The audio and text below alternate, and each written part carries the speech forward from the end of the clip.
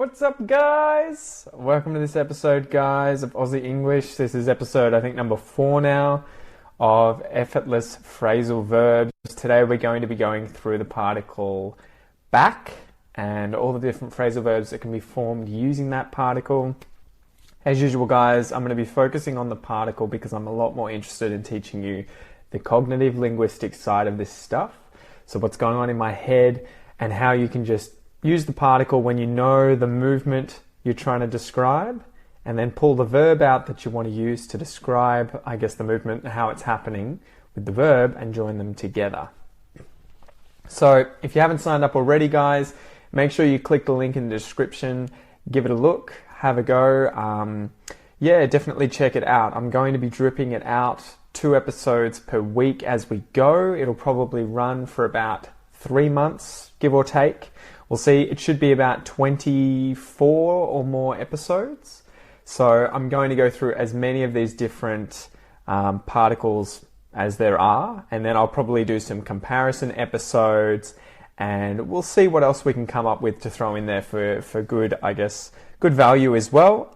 If you sign up now, you'll get it for a lot cheaper. It'll only be $97 as opposed to $110, which will be the price that I will bump it up to once it's finished and packaged together. So that's to encourage you guys to get on it and help me create this. I'm slowly working away at it, getting it done. It's taking a bit of time, but it's good fun. It's good fun. Anyway, aside from that, guys, give me a thumbs up if you can hear me okay, or a love heart, up to you guys. And I'm just going to give it a quick share on Facey Face on Facebook, just so that it gets boosted up a bit. And in the meantime, where are you guys watching from today? What are you guys up to, and where are you watching from? And I see it's the usual suspects. It's Rocio, Lale, Mart as well. What are you guys up to? How have you been? Just got to refresh this and give it a quick share.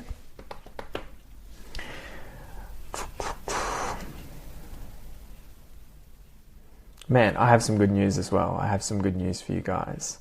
I quit my job at the restaurant this week, so it's Aussie English 100% of the time now, nothing else. So I'm just working away like a madman on this stuff, but no more restaurant for me. How good is that? How good is that, guys? I know it's pretty good, Mart. No more jobs. I feel a little homeless, a little jobless. Anyway, giving that a quick share. All right, if you guys can hear me, give me a thumbs up. And then we'll just get into it. We'll get started, guys. So today we're just going to be talking about the particle back, B-A-C-K, back, and how it pairs with all these different kinds of verbs to effectively mean the same thing. And it's this movement of, these two things are together, and if one of them moves back, it's going backwards away from that thing. That's going to be the basic concept with the particle back. So we'll go through some of the different meanings. The first one is that movement, the most basic meaning of back. This is forwards and this is backwards. If something moves, towards you and then it moves back, it's moving backwards like this. It's moving back to me. So the first one's going to be basic movement, and then we'll get into the more abstract versions of how to use this particle back with other verbs. Number 2 will be when something returns. So it goes forwards. Imagine it's going forwards and then it comes back. It's returning. And this can be literally, it can be figuratively, like a replying. A reply is where you've said something or you've sent something out and then you get something in return. So it's coming back to you. So that'll be number 2, return or reply. Number 3 is going to be for something to cost you, to delay you, or to hinder you. So the idea of holding you back, preventing you from going forwards, holding you back. And again, there'll be literal and figurative versions of to cost someone something, to delay someone, and to hinder someone. Number 4 is going to be the basic idea of reducing something. So imagine if something grows out and then it can shrink back to the size that it was originally. So it grows out, it grows bigger, and then it shrinks back in size. So to return, I guess, is the idea there with reduction in size. Again, there'll be literal and figurative versions of this. We'll go through some miscellaneous ones in number 5, guys, that will be loosely related to some of these different definitions that we've just gone through. And then we'll go through some expressions. So without any further ado, let's just get into it, guys. So position and movement. You can imagine that if I was standing like this and I start moving back, I'm facing forwards and I start moving back, that my body starts doing this, right? And so I can use whatever verb I want to describe that action. Maybe I go back, I come back, I walk back, I step back, I run back. It can be anything. I jog back, I drive back. So we'll go through some of these examples. To go back, it's time to go back to work. So this could be literally that you need to go back to work. So you were at work, you've left. Imagine you've got work here. Work's my head on the screen here, and you've gone out from work, out to have lunch. Then you've had to come back to work, or you've had to go back to work. So again, that's the idea of returning. To step back, can everyone please step back? This might be the policeman holding people back from a crime scene. Can you guys step back for a sec? Can you step back? So that's the idea of you're standing here facing this way and he's wanting you to step back. Step backwards, we need you to step back. Maybe he might say stand back. So that's the idea of stand behind, move back and then stand behind, say, the yellow line or the police tape. He might say stand back, you're in the way, you need to make space, you need to move back, you need to stand back. I always hear this at the station anytime I'm waiting for a train to come. When a train comes, there's a yellow line that I'm not meant to walk past. I'm not meant to walk across or over. And so often there'll be an announcement that will say you need to stand back behind the yellow line as the train comes in. We've gone over move back. I've mentioned that a few times there. The policeman or someone could say move back out of the way. So move back and then out of, as in, I guess, removing yourself from being in the way. Move back and out of the way. And someone might just say get back, as in whatever way you want to do that. Move back, run back, walk back, jump back, but just get back. You need to move yourself back. It's dangerous here. There's a snake on the ground. Get back. Okay, so that's some basic position and movement stuff. There's a few more here that I've got. You could put something back. Again, that's to return something though, which we'll get into soon. But you could put back your watch, as in you can move the hour hand back or the minute hand back. You're doing, it's here, it's forwards, and you're moving it back. We had daylight savings come in, I think maybe yesterday, and so we all had to put our watches, I think we put them back an hour so that we have more sunlight. So we put our watches back 1 hour. We put our watches back an hour. You could draw back. So draw back would be to pull back something. Imagine you are a lieutenant or a colonel in the army and you've got all your troops, your soldiers that have gone forward. They're pushing forward against the enemy. If you want to draw them back, that's the idea of getting them together, drawing them. So that's the idea of this, moving them backwards. And drawing them backwards would be bringing them back away from where they've been pushed forwards to. So the general drew back his forces. You might also hear people say lean back, lie back, lay back, sit back, and kick back.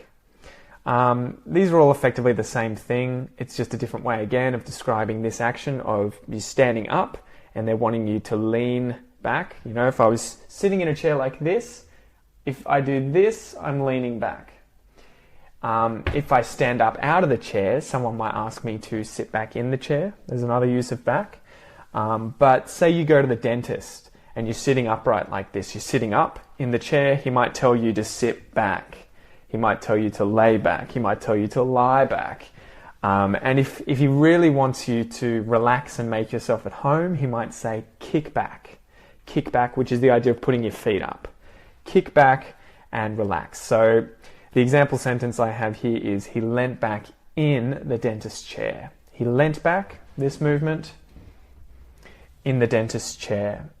The last one here for position and movement that I have before we start moving on to some other stuff, guys, is imagine that you want to eat some fruit. Imagine a banana. So you've got a banana that has skin on it and you want to take the skin off the banana. You want to peel the skin off. If you peel it from the top here down like that, so imagine that the front of the banana is facing you, you're peeling the skin back because you're peeling it backwards away from you or back to where the rest of it is. So she peeled back the banana's skin, or she peeled the banana's skin back. So that's the basic idea there with movement, guys. If I'm standing here and I'm facing forwards and I move back, it's to go in this direction with whatever verb you want. That sort of direction. All right. So number 2, to return. So this is linked with the first one that we went through, guys. It's still movement, but if something goes forward like this and then comes back to me, it's returning to me. Okay. So there's, again, anytime you want to describe that movement of something coming forward and then coming back, you use back, the particle back, and you pick whatever verb you guys feel like using. So go back. I want you to go back to school. You left school too early. You have to go back to school. You have to return to school. Maybe instead of saying go back to school, I say walk back to school. So we walked back to school. Maybe we had to get there in a hurry, so we had to hurry up and we ran back to school. So she ran back to school. I ran back to school. I returned to school by running. Maybe you could use to jump, for example. We jumped back over the fence into the school. So we left the school by climbing over the fence, and then we jumped back over the fence. We returned over the fence into the school to get back into the school. Or you could jump back in your car and drive home. If you had driven somewhere, exited your car, to get back in your car and then drive home is to return inside of your car and then go home. We jumped back in our car and went home. If someone hits the ball to you and it goes out of bounds or something and you pick it up, if you hit it then and the ball goes back to the person, you've hit the ball back to the other person that you're playing with, to your opponent. You've hit it back, the ball's returned to the other person. And you could kick a ball back. If someone's kicked the ball to you, you could kick the ball back to someone. So back again, it's just to return. So to go forwards and then come back. A few more here with take, the verb to take. This one has quite a few different meanings, but they're all basically related to take back something. So if I give you something and I take it back, it's that I have retrieved it from you. So I've decided that actually I wanted the thing that I was going to give you. So here's this, you've taken it. And then I say, actually, I want that thing and I've taken it back. So the thing's returned to me and it's happened by me taking it. It's returned to me and I did it by taking.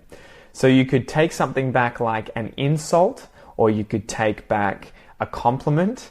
Anything that you say, if I say something to someone, it's like I'm giving them my words. The words are going to them. They hear it, especially if it's a compliment or an insult.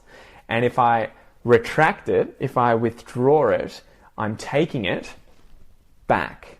So I might say a really nasty thing to my girlfriend, and then I might say, actually, I'm sorry, I take that back. Meaning that I'm retracting what I said, I'm withdrawing that. Or maybe I said to my dad, you look really good with your face shaved. He has a beard, he shaved the beard off. And then I say, you look really good. And then I actually see him in a better light and I might be like, actually, I take that back. You look horrible. So that's the basic idea there. Figurative, talking about words, compliments, insults. I wish I could take it back. You could take something back somewhere. So you could return an item somewhere. Imagine that you have bought something and it was broken or damaged and you've had to take it back to the store. You've had to return it to the store and ask for a refund or ask for it to be replaced. I want to get this changed over. Can you please go find another one that isn't broken, that doesn't need to be repaired, and give me that instead? So imagine she took back the dress to the store, or she took the dress back to the store after she noticed it was ruined. So that's to take something back somewhere. That's the more literal sense of returning something. And then we could have to take someone, like myself. I took myself back to a time. So, for instance, if I was watching a movie and I said, this movie really takes me back, it's that it reminds me of something, especially something that's happened obviously in the past. So it really reminds me of something that happened to me. So I might watch a movie about a place that I went on holiday 10 years ago, and I watch a film about the same location, and I could say, oh wow, the film really takes me back to France when I was there last year. This movie takes me back to when I was there on a trip. Okay, so the basic idea there is to return you. Figuratively or literally, it's that basic action of something going out into the world and then coming back to you or to something. Also, we can talk about replying to something. So I guess this is more figurative, returning, replying to something. The first one here, though, is for something to grow back. So at the moment, my hair is growing back. This isn't replying. This is the fact that it's returning. So it's coming back. It's growing back. It's pushing out of my skin, back out of my skin. It's coming back. It's growing back. My hair is growing back. So if I've cut it down, I guess this is related to reduction as well. I've cut the hair down and then the hair grows back. Okay? So reduction, actually that's expansion. So it's coming back to what it was. We could call, we could ring, or we can phone someone back. So that would be the idea that they've tried to call us, they've tried to ring us, they've tried to phone us, but we didn't answer. We've picked up our phones, we've looked on our phones, we've pressed in our number, and we've seen, oh, they've tried to call us. I better return the call. I'll call them back. I'll ring them back. I'll phone them back. So this time they've called us, and then we've returned the call by calling them back, ringing them back, phoning them back. So I'll call you back after work. If you don't want to call them, you might text them back. So you might text them on the phone. You've got your phone here and you're writing a message, you're writing a text message to send back to them, you're texting them back, you're messaging them back. If you're on your computer and you're doing it via email, you're emailing them back. So it's a reply. The reply is the thing that requires the particle back because it's going back to the person, and then the way in which that's occurring is how you decide which verb you want to use. Are you calling them? Are you texting them? Are you messaging them? Are you emailing them back? So that's the basic idea there. If more broadly you just want to say to someone that you want to reply to that person, and that you might do that in the future, you can say, I'll get back to you. I'll get back to you. That's sort of like, I'll get back my reply to you. So you'll receive it, but in the future. So for instance, her boss got back to her. That would be like, she tried to ring her boss didn't answer, but he got back to her. He called her back, he texted her back, he messaged her back, he emailed her back, and he got back to her. He replied. And we also have here, you can report back to someone. If you report back to someone, it's that you answer that person, or that you are, say, a soldier in the army and you have to report back to a commanding officer, your commander. That means that you have to go and do your job, and then you have to go back to him and tell him about how that went. So you've had to make a report, but you've done it to him, and because you've gone back to him, you're reporting back to him. You're going out into the world, collecting information, returning to him, and going back to him, and then reporting back to him. What else have we got here? All right. Number 3. So to cost you something, or to delay you, or to hinder you, okay? You could set something back or set someone back. And this is often used with regards to being a cost, how much something cost you. So if I bought a Ferrari, my parents might be like, wow, that looks like it cost a pretty penny. How much did that set you back? So they're asking, how much did that cost you?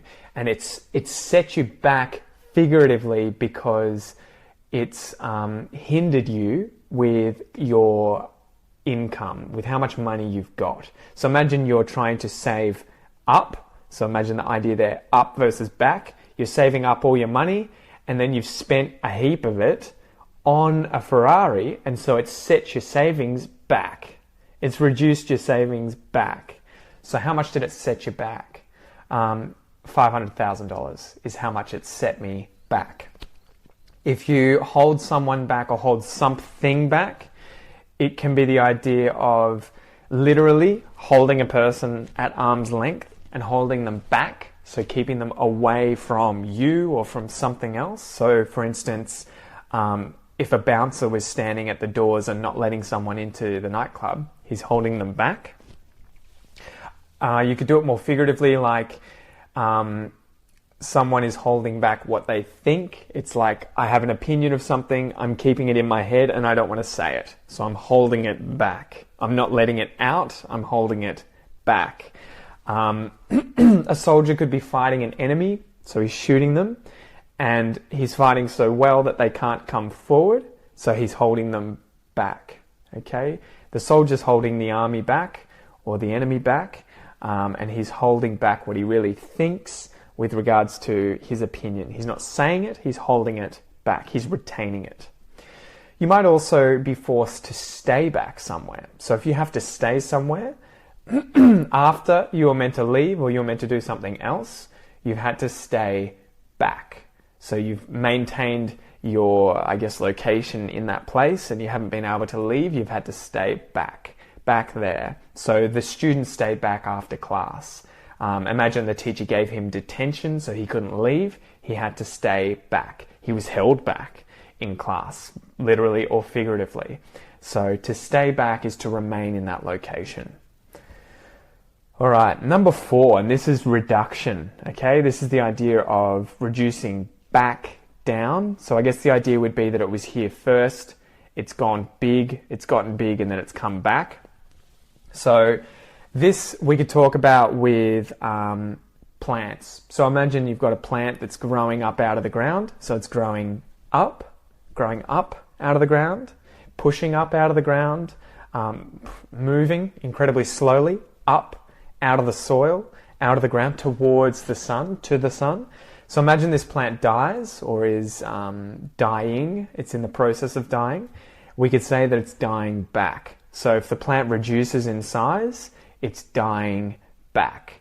We could cut the plant back. So the plant's grown up or it's grown out, and we want to reduce the size back down to a certain size. If we do this by cutting, scissors or hedge clippers or something, it's going back in size. We're cutting it back. We're trimming it back. We're chopping it back. Again, back is referring to this reduction in size.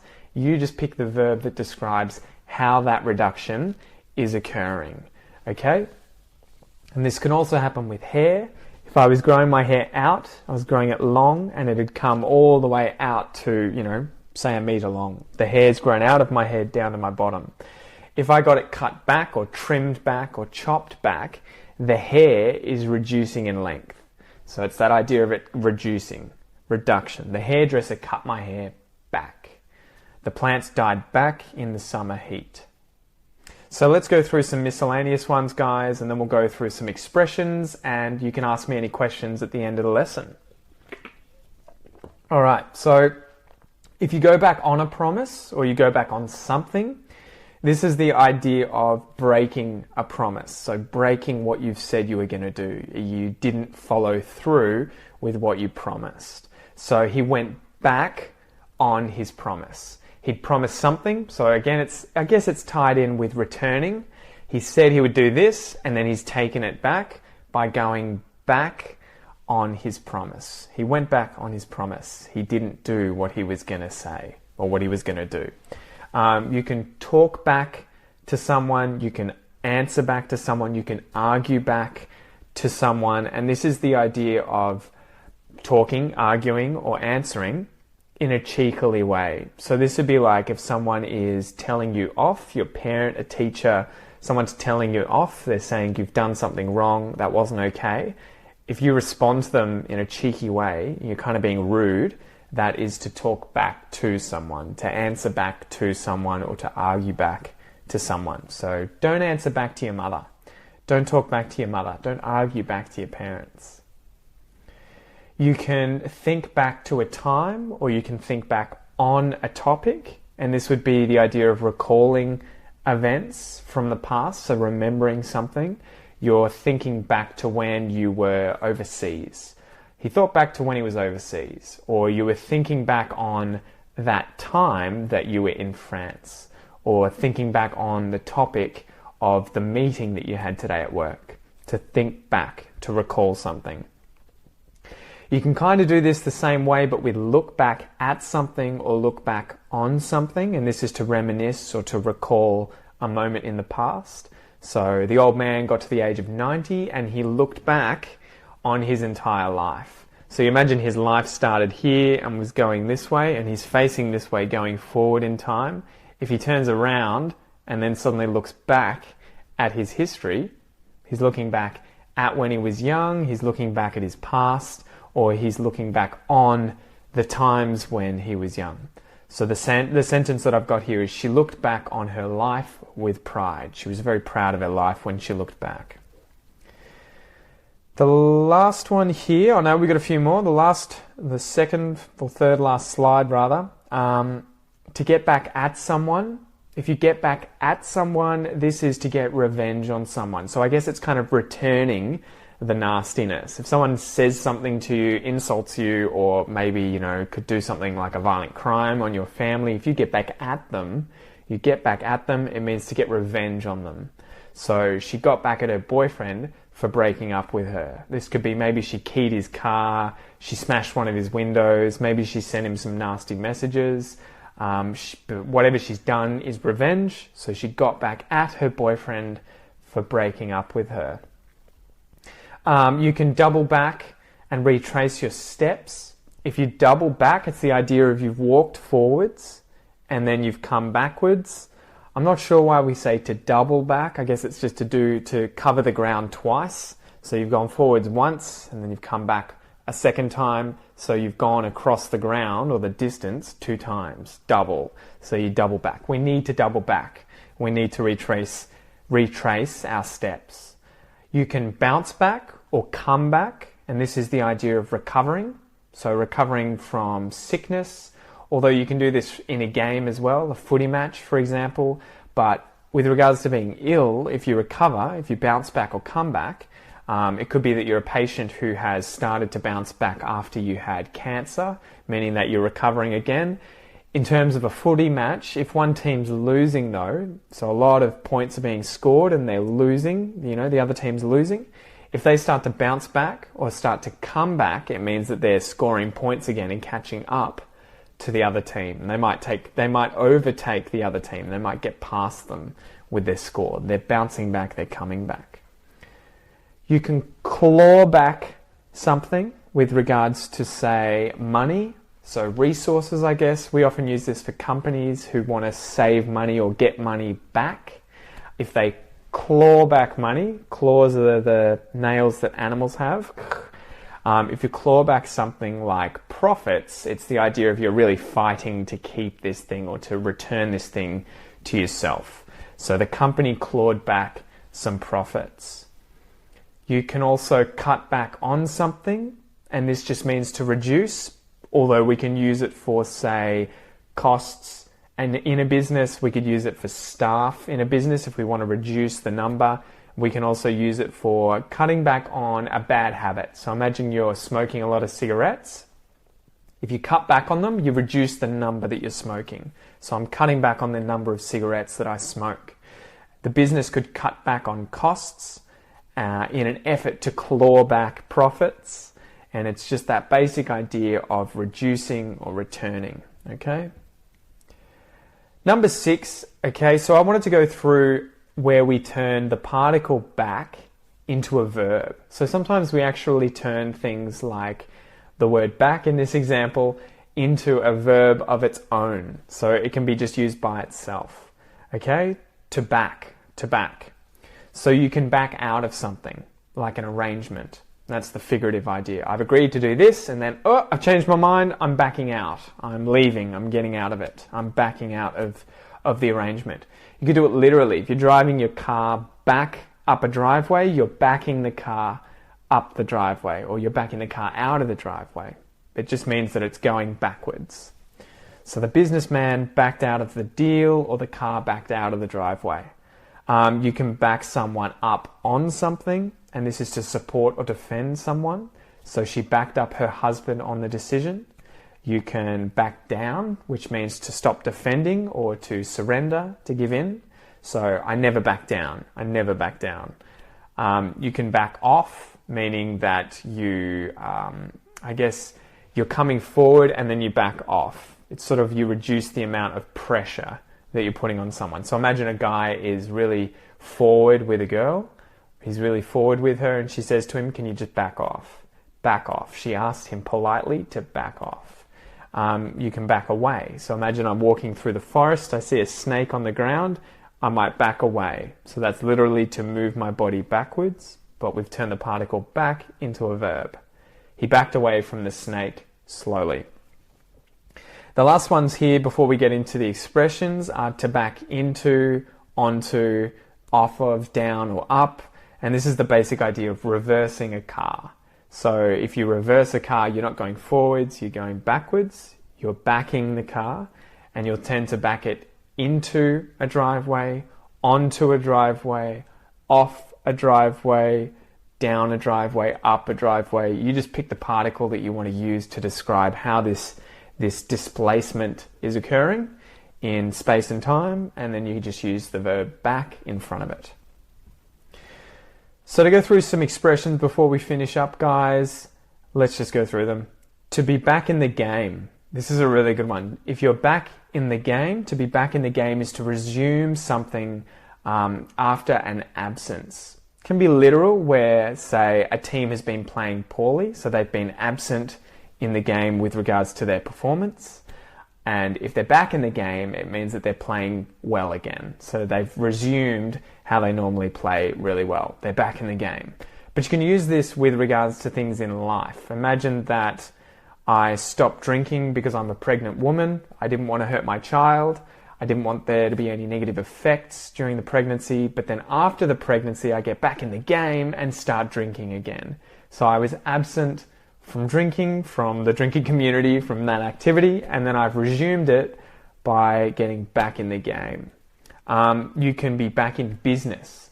And again, it can be literal, where a business starts running again, but it's usually used figuratively to be ready and able to function or begin an activity, a pursuit or a task, after a period of dysfunction or disability or disrepair. So if you're back in business, imagine that your business burns down. So there's been a fire and your business burns down. The fire burnt up everything that you had in the business and it literally collapsed. If you build the house up again, once you open up again, once you open the store, once you open your business, you could say, we're back in business. We're back in business. So that's the literal idea of literally having a business that is back in business.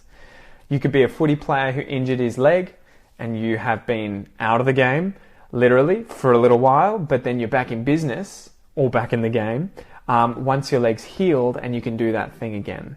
Okay? That's the basic idea there, to be back in business. You will always hear the expression, be right back. I'll be right back, or just be right back. And this just means to return shortly. And it gets reduced to BRB in emails, in text messages, online. BRB is be right back. I'll return shortly.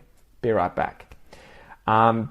To go to hell and back, or to have been to hell and back, is to go to a really horrible place, literally or figuratively. So maybe you have had some family members pass away, you've lost your job, your dog's died, you've literally been to hell and back, or figuratively been to hell and back, because you haven't actually been to hell. That's one that's quite often used. That's really good, to have gone to hell and back, to have been to hell and back. to blink, to choke, or to hold back tears. This is the idea of trying to maintain tears in our eyes inside of our head and not let them out. So someone could be at a funeral after their father's passed away. If they're blinking, doing this movement with their eyes, they're trying to hold back the tears. They could be choking them back where they're like with the throat. They're choking back tears. They could just literally be holding the tears back, really trying hard not to cry, and that's just to hold on to these things and not let them out. So I guess to hinder tears. Blink back tears, choke back tears, hold back tears. If you get back on the horse or get back on the cart, this is the idea of returning to something that you were trying to do but gave up on. So maybe you were, I don't know, really good at football, broke your leg, and then you were out of business, you were out of the game, and you think, I'm going to quit. I'm going to give up on this. I can't do it anymore. I'm injured. I'm useless. But if someone might tell you, get back on the horse. Get back on the horse that bucked you. Give it another go.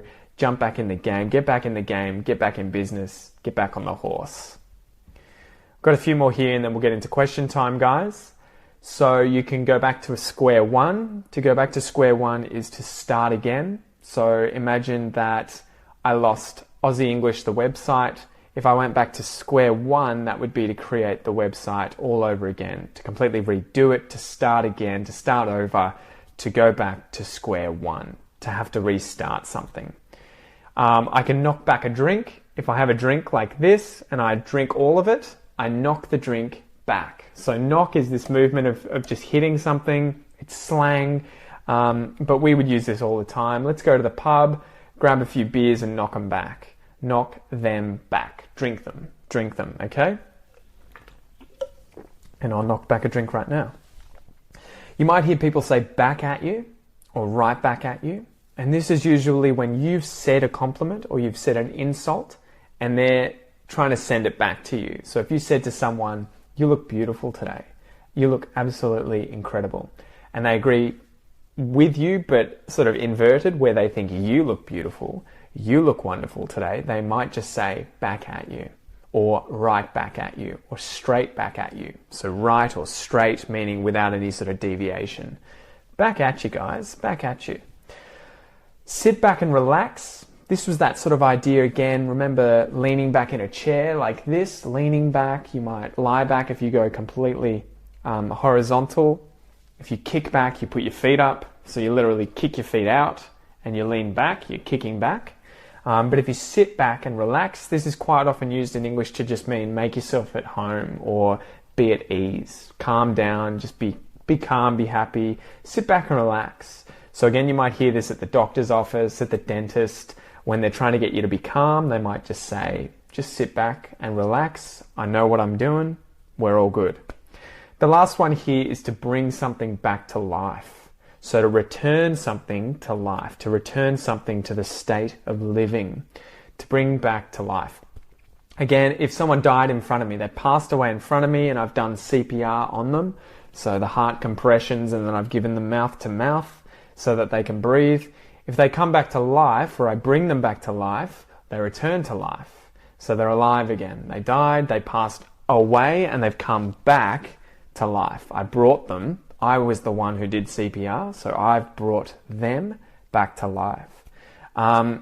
Going back to the business that we were talking about that burnt down and then reopened, it opened up again.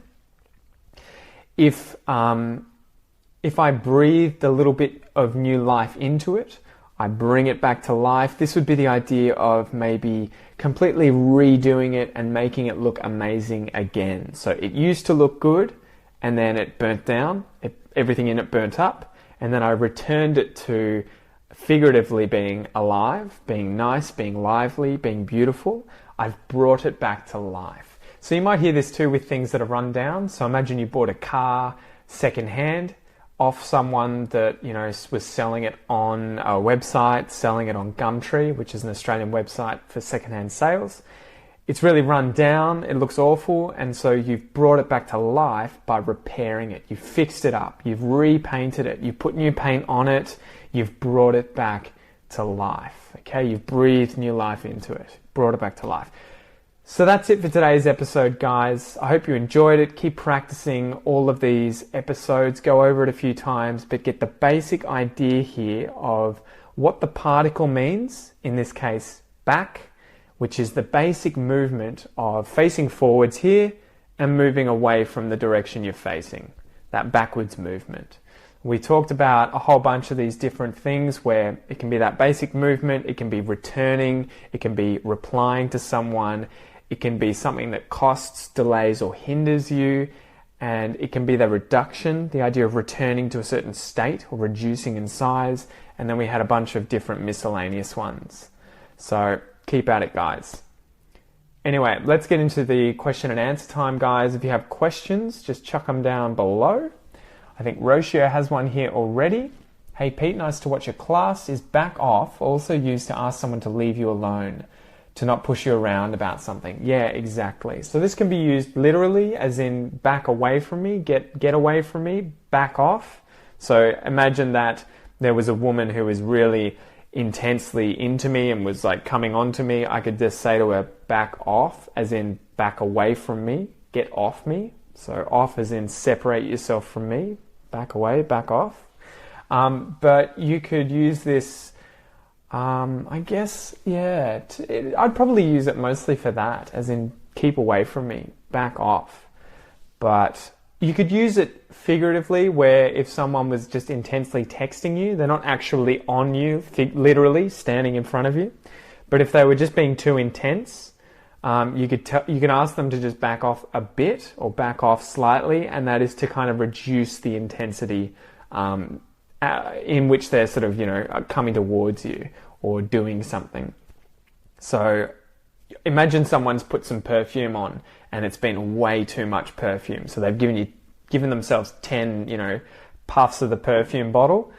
Someone might say to me, if that was me, they might say, dude, you need to back off on the perfume. So back off on something in that case is to kind of reduce the thing that you've done too much of, perfume in this example. You need to back off on the amount of perfume you're using because it's just too intense.